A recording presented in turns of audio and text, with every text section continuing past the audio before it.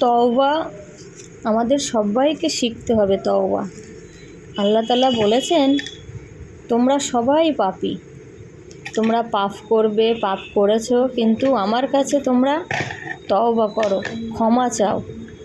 আমার কাছে তওবা করলে, ক্ষমা চাইলে আমি অবশ্যই তোমাদেরকে মাফ করব।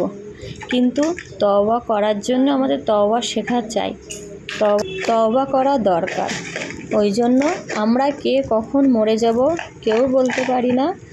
আল্লাহ তাআলা বলেছেন, তওবা করো, মরার আগে আমার কাছে তওবা করো। কে কখন মরবো কেউ আমরা বলতে পারি না।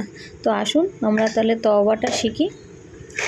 তওবা আস্তাগফিরুল্লাহ আল্লাযী লা ইলাহা ইল্লা হুয়াল হাইয়ুল কাইয়ুম ওয়া তুবু ইলাইহি লা হাওলা ওয়ালা কুওয়াতা ইল্লা বিল্লাহিল আলিয়্যিল আযীম। পড়া হলে আলহামদুলিল্লাহ।